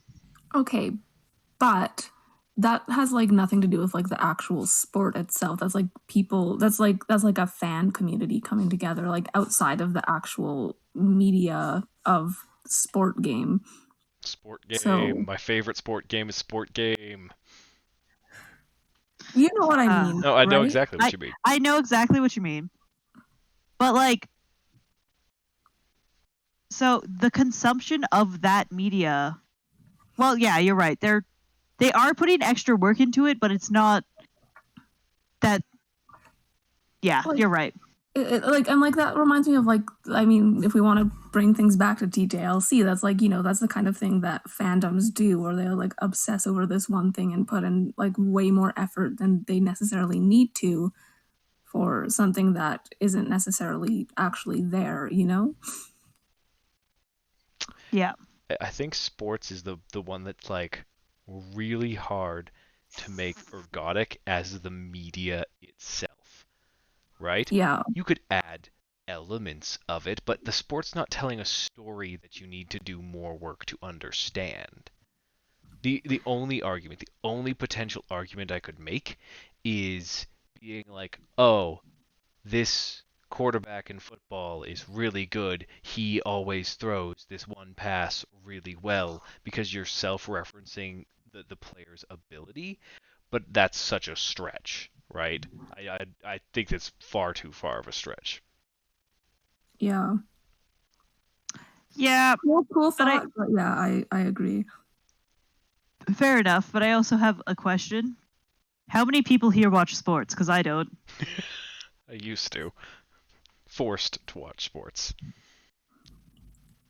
The only sports I like are in /fan fiction, so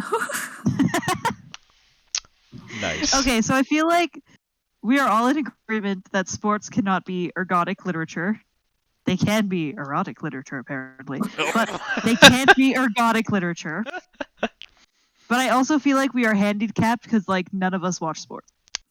but I also have like such an it's really hard to think of sports as literature, like Yeah, it's a line I do not want to cross. But I did want to acknowledge it for the internet in case anyone listens to this and gets real mad because they're just like, my sports! They are I put so much work into my sports. I want it to be known that none of us watch sports. yeah, that's So we do not true. know.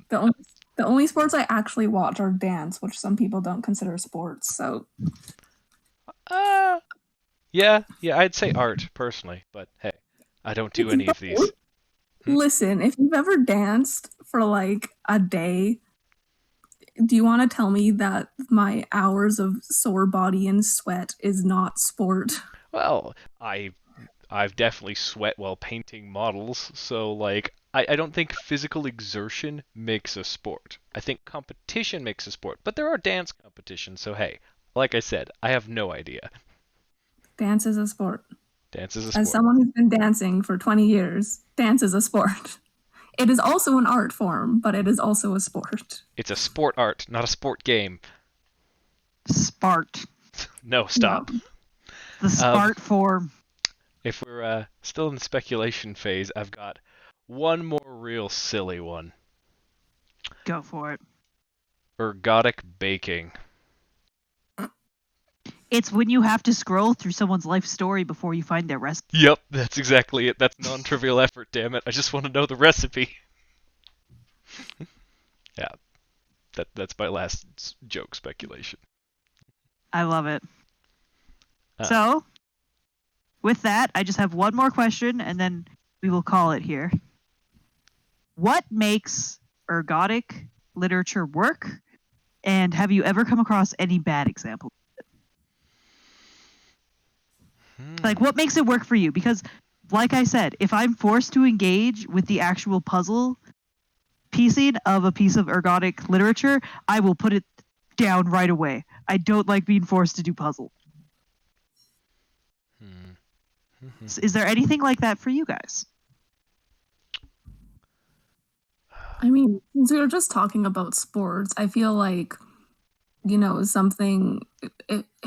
The ergodic element of it has to be something that I already am interested in. Like, you know, like it has to be something that I'd be actually willing to like look into and put the work into.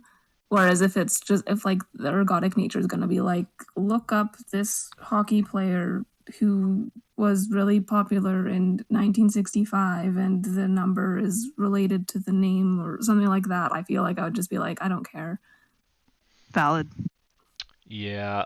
I haven't, again, thinking of all the ergodic things that I've been trying to engage with, the payoff of the work does have to be worth it for the media that you're trying to engage with, right?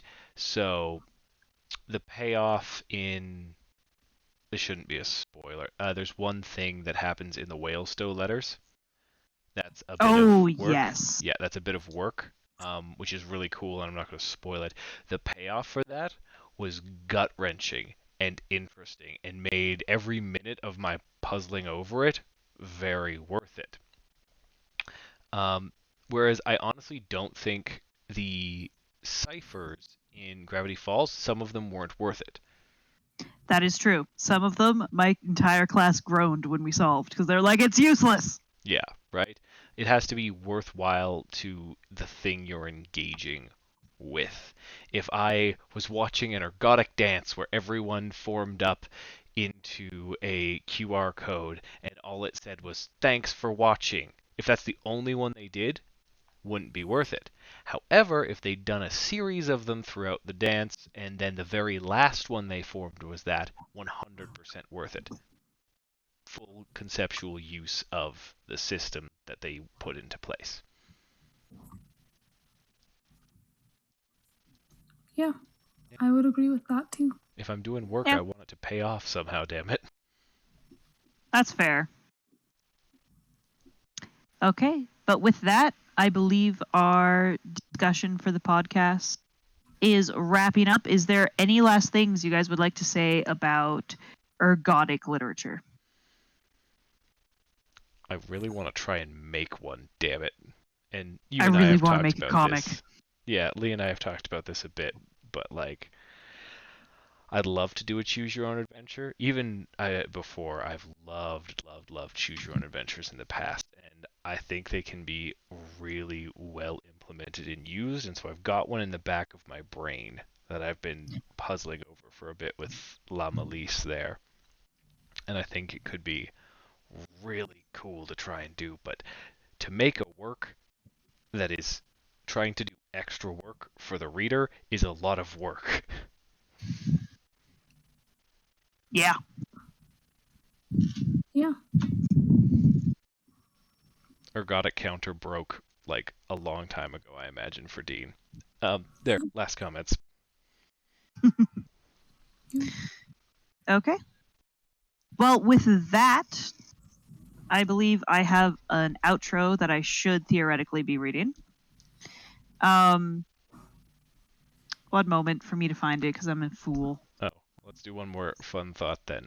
We should make this episode ergodic, Dean, by cutting it up into a million little pieces and rearranging it in the wrong order. God. Just completely unwatchable. That's what we call evil. That's the type of ergodic literature I just walk away from. I'm like, Yeah, we're I was done. gonna say, See you later. at that Never point, again. it's not even fun. It's like someone shuffled your textbook and said, now write your test. It's open book though, but I shuffled the textbook. Good luck. Oh fuck. That is beyond evil, actually. So, with that, let us close out for tonight. Thank you everyone for listening in. We are the Ink Guild at the Ink Guild on TikTok, Instagram, and Twitter. I also believe we have a Tumblr. Our main home is on YouTube and Spotify, but you can connect with us individually through our own social media. Tyler, do you have social media you'd want to plug? I do not exist outside the Ink Guild podcast. Do not find me. Delightful. I like how you despawn when we're not looking. Alex, do you have any social media you'd like to plug? I think any of my social media is linked in the description, so... Delightful. And I also am but a voice on the internet, and please do not find me. I am not interesting. If you're interested in what we are doing, please consider subscribing to our Patreon for as low as $3 for exclusive content, but ultimately keep an eye out for more podcasts and other creative projects. I do think we have some really interesting podcasts coming up in the future. One of them is on gods and different bits of lore that I'm really looking forward to. Good night, internets. Farewell. Au revoir.